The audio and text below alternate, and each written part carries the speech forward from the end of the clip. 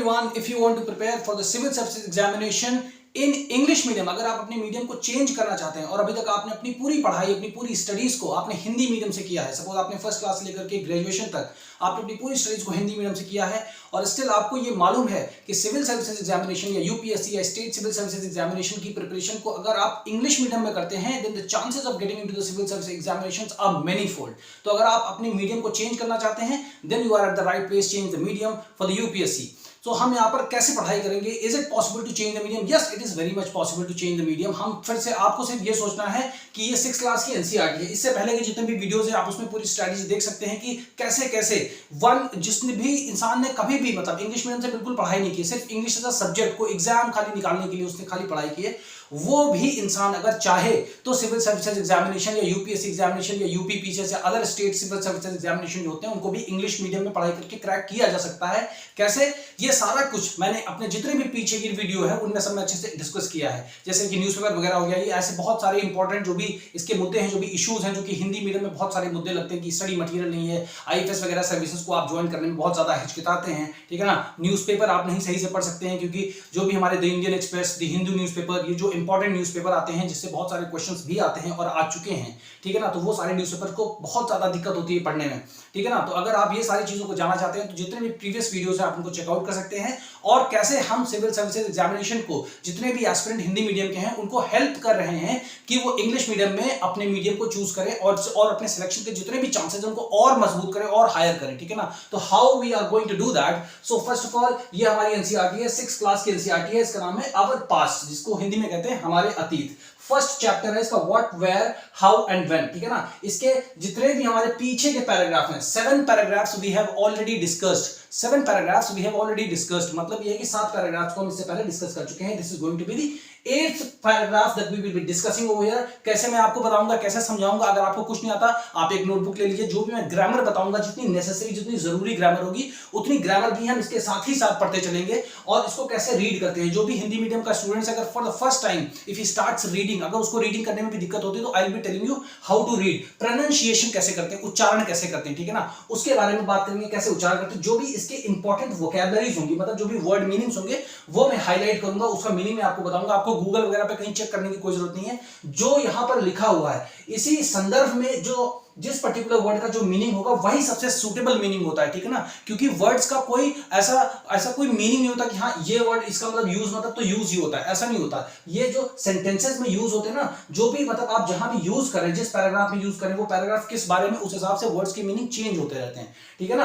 तो word meaning मैं आपको बताऊंगा, उसके बाद हाउ टू स्पीक, थोड़ा सा बोलने की भी प्रैक्टिस करेंगे, इंग्लिश बोलने की भी प्रैक्टिस करेंगे, and then at the end आपको क्या करना होगा कि इसको आप अच्छे से रीड करिए, पढ़िए, समझिए, वोकैबुलरीज को याद करिए और इंग्लिश को बोलने की भी कोशिश करिए। और this is the number, this is the WhatsApp number 7080507433। इस नंबर पे आपको स्क्रीनशॉट लेकर के इसका एक आंसर लिख के, जो भी आप लिख सकते हैं, जितना भी लिख सकते हैं, ठीक है ना, उसको लिखिए, स्क्रीनशॉट पे करके सेंड करिए, ठीक है ना। और जितना भी आपको समझ में आए, याद कर सकते हैं आप, कुछ भी रिकॉल करिए कि मैंने ये बोल सकता हूं, मैं ये बोल सकता हूं, कुछ भी वर्ड, जितने भी लाइन्स हैं, कुछ आप याद करिए। ये स्टोरी आपको बहुत हेल्प करेगी बोलने के लिए, क्योंकि क्या होता है अगर आप किसी भी उसमें ग्रामर की क्लास में जाते हो, ठीक है ना, तो क्या होता है, सबसे पहले आपको वहां पे स्कूल जाता है, वो वहां जाता है, वो खाना खाता है, वो उठता है, I will go, he will go, she will go, ऐसे करके पढ़ाते हैं। तो वो इंडिविजुअल सेंटेंसेस होते हैं, आप उनको समझ गए, ठीक है ना। ऐसे फ्यूचर टेंस में ऐसे बोलते हैं, प्रेजेंट इंडेफिनिट में ऐसे बोलते हैं, पास्ट टेंस में ऐसे बोलते हैं, बट उसको जब आपको खुद से बोलना होता है तो आपके पास मटेरियल ही नहीं होता है। सबसे बड़ी दिक्कत यहीं पर फंस जाते हैं लोग और ये चीज नहीं सोचते खुद। तो यहाँ पे एक स्टोरी है आपके पास,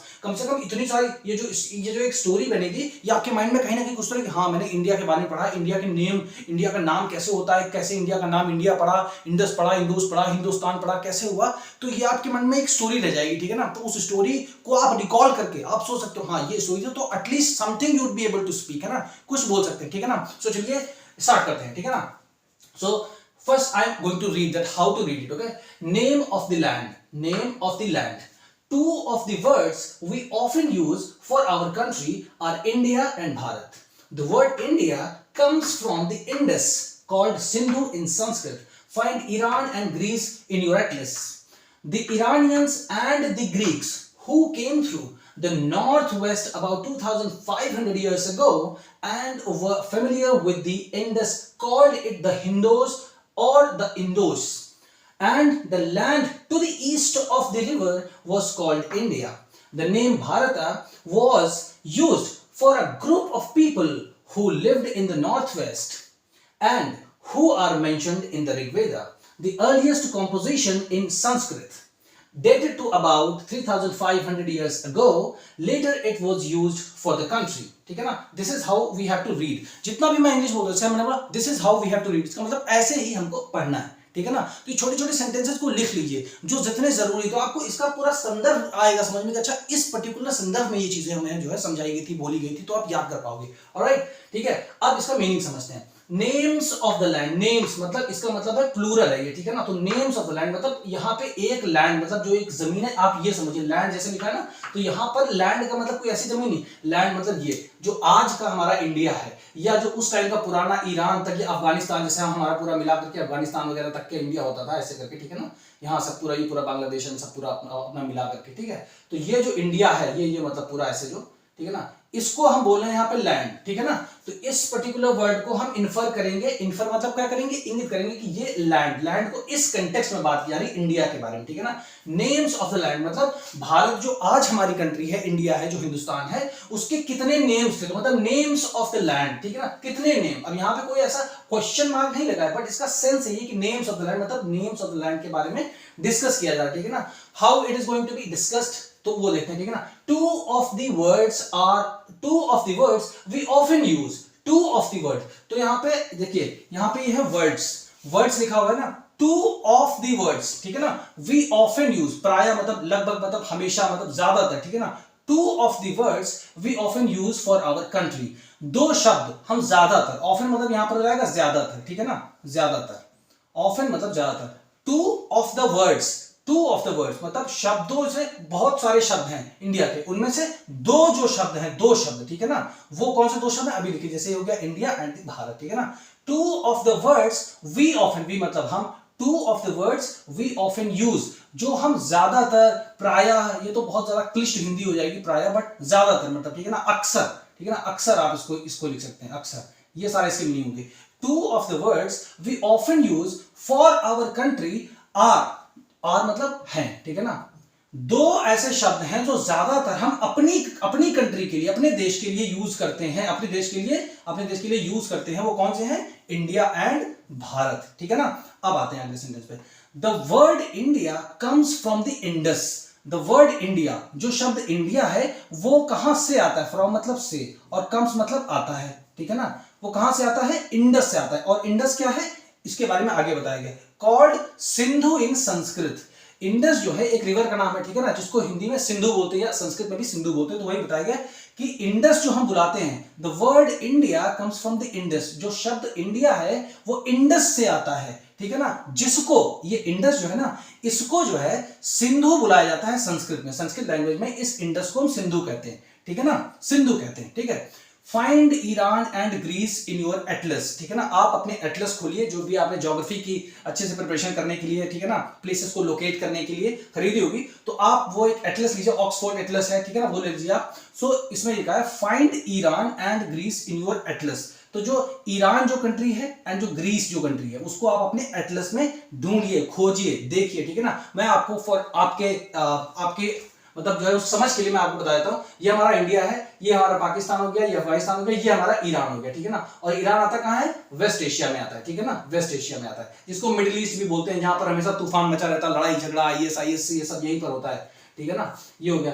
और इसके बगल में है इराक, देन सीरिया, देन हो गया टर्की, जहां पर अभी अर्थक्वेक आया बहुत मैसिव. ठीक है ना, उसके बाद में आता है ग्रीस. ठीक है ना, तो हमें ये दो चीजें देखनी. ये हमारा यूरोप के कॉन्टिनेंट में आता है. ठीक है ना, तो इनको आपको अपने मैप में लोकेट कर लेना है अभी से, क्योंकि यूपीएससी में पूछते हैं ना कि वो कंट्री कहाँ है, उस कंट्री के आसपास के कौन कौन से सीज हैं या ओशंस हैं. ठीक है ना, या माउंटेन्स हैं. ठीक है ना, तो ऐसे क्वेश्चंस भी आते रहते हैं. तो इसलिए आप इसको लोकेट कर लीजिए, ग्रीस को एंड ईरान को. ठीक है ना, और इनके आसपास की जो भी कंट्रीज होंगी आप उनको भी, इनके आसपास के जो भी हमारे माउंटेन्स हैं, ठीक है ना, वो सारे हर एक चीज को आप अच्छे से एक बार जरूर देख लीजिएगा. ठीक है, तो ये हमारी होलिस्टिक प्रिपरेशन हो जाएगी, हमारी एक पूरा जो है हर चीज को मिला करके प्रिपरेशन हो जाएगी. ऑलराइट, ठीक है ना.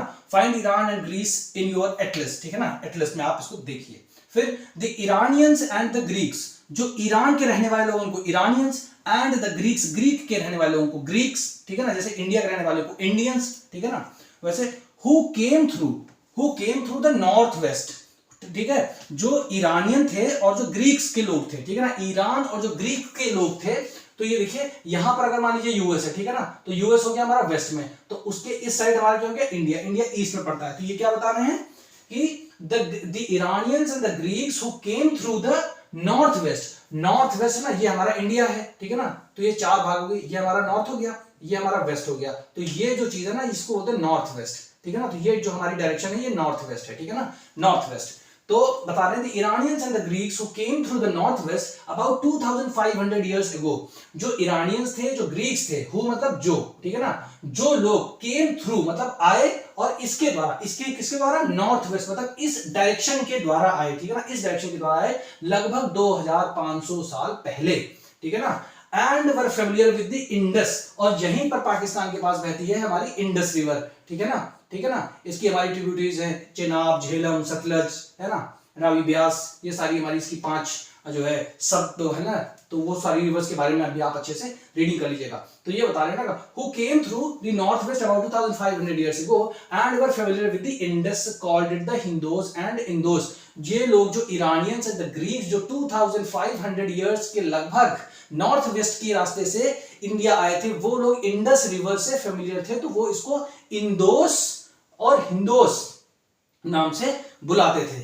And the land to the east of the river was called India, and the land, and और जो ये जमीन है, जो ये भूभाग है पूरा, ठीक है ना, यहाँ पे रिवर इंडस बह रही है, ठीक है ना, ये इंडस रिवर के ईस्ट में, तो यहां से अगर कोई आ रहा है तो उसके ईस्ट में इंडिया पड़ेगा, तो ये इंडस रिवर के ईस्ट में, ठीक है ना, ईस्ट में क्या पड़ता है हमारा इंडिया, तो यहां पे लिखा है the land to the east of the river, तो ये ईस्ट, तो ये हमारी क्या है, ये हमारी इंडस रिवर है, और इसके ईस्ट में जो ये लैंड है, ठीक है ना, इसको वो कहते थे इंडिया, ठीक है ना, इसको ये कहते थे India.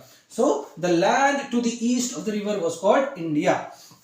The name Bharata was used for a group of people, जो भारत नाम है, जो नाम हमारी कंट्री का पड़ा भारत, उसको क्या बोलते हैं, वो मतलब इसलिए यूज किया गया था, वो इसलिए यूज किया गया था एक ग्रुप ऑफ पीपल मतलब एक समूह के लोगों के लिए, who lived in the north west and who are mentioned in the Rigveda, जो लोग, ये लोग सिर्फ इतने लोगों को ही इंडियंस मानते थे जो लोग नॉर्थ वेस्ट के पार्ट में, जैसे कि आप मान लीजिए ये हमारा पंजाब आज का हो गया, आज का हमारा राजस्थान हो गया, थोड़ा सा हमारा गुजरात हो गया, थोड़ा सा उत्तर प्रदेश हो गया, ठीक है ना, हल्का फुल्का मध्य प्रदेश हो गया, ठीक है ना, थोड़ा बहुत ही हमारा जम्मू कश्मीर का पार्ट हो गया, तो इतने भूभाग के एरिया के लोगों को ही ये लोग क्या मानते थे, ये लोग मानते थे इनको इंडियंस, ठीक है ना। तो Bharat used for a group of people who lived in the north west and who are mentioned in the Rigveda, और इन्हीं लोगों का उल्लेख जो है ऋग्वेद में भी किया गया है, ठीक है ना, ये इसका मीनिंग हो गया। then the earliest composition Sanskrit, ये जो है जो ऋग्वेदा है, तो ऋग्वेद के बारे में बताया जा रहा है, ऋग्वेद क्या है, सबसे पहली रचना की गई थी संस्कृत में, लगभग dated to about 3500 years ago, लगभग 3500 साल पहले जो एक रचना संस्कृत में की गई थी उसको ऋग्वेद कहते हैं, ठीक है ना। ऋग्वेद की रचना जो है द अर्लीस्ट कॉम्पोजिशन है, मतलब सबसे पहला संस्कृत का सबसे पहली जो रचना की गई थी वो ऋग्वेद है, ठीक है ना, और वो कब की गई, 3500 ईयर्स अगो की गई थी। Later it was used for the country, और बाद में इसी भारत को अपने देश के नाम से जाना जाने लगा, ठीक है ना। जिस तरह के लोगों को, अ ग्रुप ऑफ पीपल, ठीक है, उनको ये लोग भारत बुलाते थे, ठीक है ना। The name of the Bharat used for a group of people who lived in the north waste, ठीक है ना, तो उसका मेंशन हमको ऋग्वेद में मिलता है, तो ये इसका मतलब आप समझ गए, ठीक है ना। ठीक, अब इसका मतलब आपको समझ में आ गया पूरा, इसीलिए मैं बार बार रिपीट करता हूं जिससे कि आपको ये बात समझ में आ जाए अच्छे से, ठीक है ना। अभी क्या करते हैं, द नेक्स्ट थिंग इज कि ये हमने अच्छे से इसकी रीडिंग कर ली, प्रोनाउंसिएशन देख लिया, इसका मीनिंग देख लिया, अभी क्या देखना है हमको, इंपॉर्टेंट वोकैबुलरीज हमको देखनी, ठीक है ना। इंपॉर्टेंट वोकैबुलरी मैंने आपको सब बता दी, आप वीडियो को बार बार रिपीट करके देखिए, और जो वोकैबुलरी का मीनिंग अभी बताया मैंने उसको उसी कंटेक्स्ट में आप नोट करिए, जिससे कि यही चीजें बार बार आपको रिपीट होंगी, इसी बुक में 50 बार रिपीट होंगी, 100 टाइम्स रिपीट होंगी, 1000 टाइम्स रिपीट होंगी, और आपको अपने आप याद हो जाएंगी पढ़ते पढ़ते, और सेंसिबिलिटीज भी डेवलप हो जाएंगी आपकी। ऑलराइट, तो मीनिंग भी हमने देख लिया, ठीक है ना। अब आते हैं ग्रामर के पार्ट पे कि क्या जरूरी इसमें जितनी भी ग्रामर है उसको देखते हैं। तो यहां पे क्या लगा है, दा लगा है, दा दा लगाए तो दा एक हमारा क्या होता है, डेफिनेट आर्टिकल होता है। आपने गैंग्स ऑफ वासेपुर देखी है ना, ये एग्जांपल हर वीडियो में मैं आपको देता हूं। आपने जो भी गैंग्स ऑफ वासेपुर मूवी देखी है उसमें एक तो कैरेक्टर था डेफिनेट, वो लोग क्या इधर उधर भागते हैं, दौड़ते हैं, दौड़ाते हैं, ठीक है ना। तो जिधर जिधर भी वो भागते हैं, दौड़ाते हैं, मतलब वो किसी न किसी इस डायरेक्शन में, ईस्ट डायरेक्शन में, वेस्ट डायरेक्शन में, नॉर्थ डायरेक्शन में, साउथ डायरेक्शन, वो लोग इधर उधर भागते हैं। तो जहां भी डायरेक्शन आपको मिलेगी उससे पहले भी दा आपको मिलेगा। तो आप ये चीज तो बिल्कुल याद कर लीजिए, ठीक है ना। तो अब आप जब इसको रीड करना शुरू करेंगे ना, तो आपको ये नेम्स का मतलब पता है, नेम्स मतलब एक से ज्यादा नाम, ठीक है ना, ऑफ मतलब का, ठीक है ना। अब उसके बाद आप देखेंगे दा, तो आपको लगेगा ये यहाँ पे क्यों लगा। अब आपको समझ में आ जाएगा लैंड। तो जितने भी लैंड्स, जितनी भी नेचुरल चीजें हैं, ठीक है ना, लैंड हो गया, माउंटेन हो गया, हिल्स हो गया, सीज हो गया, ठीक है ना, ओशंस हो गए, ठीक है ना, हिल्स हो गई, ठीक है ना, ये सारी चीजों के साथ हमारा द यूज होता है। ये हमारा रूल है ग्रामर में, ठीक है ना, इसको आर्टिकल बोलते हैं, ठीक है ना। तो ये हमारा आर्टिकल हो गया। तो इसलिए यहां पर ये लैंड है, ये हमारा नेचुरल चीज है, इस वजह से इसके साथ यहां पर द लगा हुआ है। अब यहां पे आया वर्ड्स लिखा हुआ है। अब वर्ड्स के पहले क्यों लगा है, क्योंकि ये जो इंडिया एंड भारत है, ठीक है ना, यही दो ऐसे शब्द हैं जिनको हम अपने देश के लिए ज्यादातर यूज करते हैं। या तो अपने देश को हम इंडिया बुलाते हैं या तो भारत बुलाते हैं, ठीक है ना। तो इसलिए हाईलाइट करने के लिए, ठीक है ना, इन दो वर्ड्स को हाईलाइट करने के लिए वर्ड्स से पहले जो है, इसको ज्यादा महत्व देने के लिए हमने यहां पर वर्ड से पहले द लगाया, ठीक है ना, द आर्टिकल लगाया है। फिर उसके बाद देखिए बहुत हर जगह ये द आएगा, लगभग हर लाइन में 2-3 बार आया है, ठीक है ना, इसलिए इसको समझना बहुत ज्यादा जरूरी। फिर यहाँ पे द वर्ड इंडिया, ठीक है ना, सो वो कौन सा वर्ड है, इंडिया। सो इंडिया, क्योंकि कंट्री से पहले कभी नहीं लगता था, किसी भी कंट्री से पहले नहीं लगता। अगर यूनाइटेड स्टेट्स के पहले लगता है the United states of America, तो वो 50-51 देशों का एक समूह है, ठीक है ना। बट इंडिया ऐसा समूह नहीं है, ठीक है ना, इंडिया में और उसके बीच में अंतर है, ठीक है ना। इसलिए इस वर्ड को एम्फसाइज करने के लिए, मतलब हाईलाइट करने के लिए यहां भी लगाया गया, ठीक है ना। तो यहां पे दो यूज हो गए। फिर द इंडस, जितनी भी नेचुरल चीज होती है, जैसे land is a natural thing, ठीक है ना। इंडस मतलब क्या है, रिवर है, ठीक है ना। तो रिवर का नाम है, तो उससे पहले द लगे। जितनी भी रिवर है, कहीं भी रिवर का नाम हो, आपसे पहले लग जाएगा द, ठीक है ना। लैंग्वेज से पहले द नहीं लगे। मैं बोलूं कि I am learning the English language, ना, I am learning English language, बस मैं इंग्लिश लैंग्वेज सीख रहा हूं। द कभी नहीं लगता किसी भी लैंग्वेज के नाम से पहले, कोई भी लैंग्वेज हो, ठीक है। फिर ये हो गया, ठीक है। फिर उसके बाद हमारा यहां पर आता है इरानियंस। तो इरानियंस का नेशनैलिटीज बताने के लिए, राष्ट्रीयता बताने के लिए, जैसे बोलूं आई एम एन इंडियन, ठीक है ना, तो आई, तो वहां पर इस तरह जाता। बट यहां पर आपको जो है हाईलाइट किया जा रहा है, ठीक है ना, हाईलाइट किया जा रहा है, नेशनैलिटी आपको बताई जा रही है कि इरानियंस के बारे में बात की जा रही है, इसीलिए दो जगह पर दा लगा, ग्रीक्स एंड इरानियंस, ठीक है ना। तो यहां पर हाईलाइट करने के लिए लगाया गया, ठीक है। द नॉर्थ वेस्ट, अभी मैंने बताया था ना आपको, डेफिनेट वाला कैरेक्टर जो आपके गैंग्स ऑफ वासेपुर में है, ठीक है। तो वो उससे पहले देखिए, जो भी डायरेक्शन आएगी उस डायरेक्शन से पहले द लग जाएगा, ठीक है ना। हर डायरेक्शन से पहले द लगे, कोई भी डायरेक्शन हो, east west, north south, north west, कोई भी हो, ठीक है ना। फिर उसके बाद आते हैं नेक्स्ट में, फिर द इंडस, ये देखिए रिवर है ना, फिर यहां पे आ गया, ठीक है ना। जैसे ही रिवर देखिए उससे पहले द लगा ही होगा, नहीं लगा तो गलत है, अगर ग्रामेटिकली देखते तो, ठीक है। फिर हिंदोस एंड द इंडोस, ठीक है ना, ये दोनों नाम को ये बता रहे हैं, ठीक है ना, ठीक है। कॉल्ड इट द हिंदोस और इंडोस, इसलिए भी ये दोनों भी रिवर का नाम है, ठीक है ना। इंडस को ये लोग हिंदोस और इंडोस बुलाते थे, बट ये भी एक हिसाब से नदी का ही नाम है, रिवर्स का नाम, तो इसलिए रिवर्स का नाम जहां भी है तुरंत लग जाएगा था, ठीक है ना। फिर लैंड भी यहां पर लगा था ना, तो लैंड मतलब इस भूभाग को हाईलाइट करने के लिए बताया जा रहा है कि कौन सा वो लैंड है जो कि ईस्ट ऑफ द रिवर है, उस जो इंडिया है वो ईस्ट ऑफ द रिवर है, उसी लैंड की बात की जा रही है, इसलिए इसको हाईलाइट करने के लिए, हाईलाइट करने का सबसे ज्यादा पर्पज होता है दा का, ठीक है। यहां हो गया। फिर ये देखिए ईस्ट लगा हुआ ना, ईस्ट मतलब उससे पहले जो भी डायरेक्शन है उससे पहले दा लगेगा, ठीक है ना। फिर देखिए ये रिवर है ना, ठीक है ना। अब यहां पे इसको हाईलाइट किया जा रहा है, ठीक है ना। East of the river was called India, ठीक है ना, ईस्ट ऑफ द रिवर, तो इसमें रिवर को हाईलाइट, मतलब किस चीज के ईस्ट में, रिवर के ईस्ट में, तो यहां पे हाईलाइट किया जा रहा है इसको, ठीक है ना। जहां पर भी हाईलाइट करना होता है वहां पर लगाते हैं, एम्फसाइज करने के लिए, महत्व बढ़ाने के लिए, ठीक है ना। फिर देखिए द नेम भारता, भारत क्या है, ठीक है ना। अब ये तो कंट्री का नेम है, तो कंट्री के नाम से पहले तो लगा नहीं सकते, ठीक है ना, इसीलिए उससे पहले नेम का यूज किया जाता है, और नाम को हाईलाइट करने के लिए उससे पहले द लगाया जाता है, ठीक है ना। ये हो गया। फिर यहाँ पे अ आर्टिकल है, ठीक है ना। तो जितना भी अ आर्टिकल होता है, तो उसके आगे वाला जो ये वर्ड है, जैसे ये है ग्रुप, तो इसमें जैसे ग्रुप लिखा हिंदी में हमने, ठीक है ना, ये हमने लिखा ऐसे ग्रुप, ठीक है ना। तो ग्रुप तो मतलब ग्रुप, इंग्लिश में अगर आप ऐसे लिखेंगे ऐसे ग्रुप, बट इसका फर्स्ट लेटर का क्या उच्चारण है, गा, ठीक है ना, गा। तो आपका यहां का से लेकर के और ज्ञा तक जितने भी साउंड्स आते हैं, तो यहां पर क्या लगेगा, आ लगेगा, ठीक है। तो देखिए यहां पर गा है ना, तो ग्रुप का गा है, तो यहां देखिए आ पार्टिकल लगा हुआ, ठीक है ना, ऐसे पहचानते हैं, ये बहुत कम यूज होता है, ठीक है ना, ऑफ द पीपल। फिर फिर देखिए, फिर यहाँ पे डायरेक्शन, यहाँ पर भी द, ठीक है ना, ये ऋग्वेदा है, ठीक है ना। जितने भी एपिक्स होते हैं, जो हमारे रामायण है, महाभारत है, कुरान है, गीता है, बाइबल है, ठीक है ना, रामचरितमानस है, सबसे पहले द लगता है, ठीक है ना। तो यहाँ पर ऋग्वेद है, ये हमारे द वेदांत जैसे वेदांत है, और हमारे पुराण है, उपनिषद हैं, ठीक है ना, इनके सबके पहले भी द लगता है। जितनी भी हमारी कागज से बनी हुई किताबें हैं और जो बहुत बहुत बड़े महापुराण हैं, एपिक्स हैं, ठीक है ना, तो उनके पहले भी द लगता है, ठीक है। ये हो गया। फिर अर्लियस्ट, अब यहाँ पे क्या बताया, जो कॉम्पोजिशन मतलब जो रचना हुई है, उन रचनाओं में भी जो सबसे पहले रचना हुई है, मतलब अर्लियस्ट मतलब सबसे पहले, तो जो सबसे पहले रचना हुई है तो उसको हाईलाइट करने के लिए भी द लगाया गया है, ठीक है ना। फिर उसके बाद द कंट्री, तो later it was used for the country, कौन सी द कंट्री के लिए, जो इंडिया हमारी कंट्री उसी के लिए, तो इसलिए कंट्री से पहले द लगाया गया हाईलाइट करने के लिए, ठीक है। सो ये हमारे इंपॉर्टेंट पार्ट थे ग्रामर के। अभी आपको क्या करना है, you will have to memorise a little bit, you have to memorise all the vocabularies, जो भी आपको नहीं आती। मोस्टली अगर आप इसको 5-6 बार पढ़ेंगे, वीडियोस को 2-3 बार देखेंगे, तो you would be easily able to understand and make out the sense that what this particular paragraph wants to convey to you, alright. इस तरीके से अगर आप स्टार्ट कर रहे हैं पढ़ना, और अगर आपको समझ में आ रहा है, तो आपको इंग्लिश मीडियम से सिविल सर्विस प्रिपरेशन करने में कोई नहीं रोक सकता। एक बुक अगर आपने कंप्लीट कर ली 6 क्लास की एनसीईआरटी, आई गारंटी यू, उसके बाद आपको इंग्लिश से बिल्कुल भी डर खत्म हो जाएगा आपका 100%, ठीक है ना।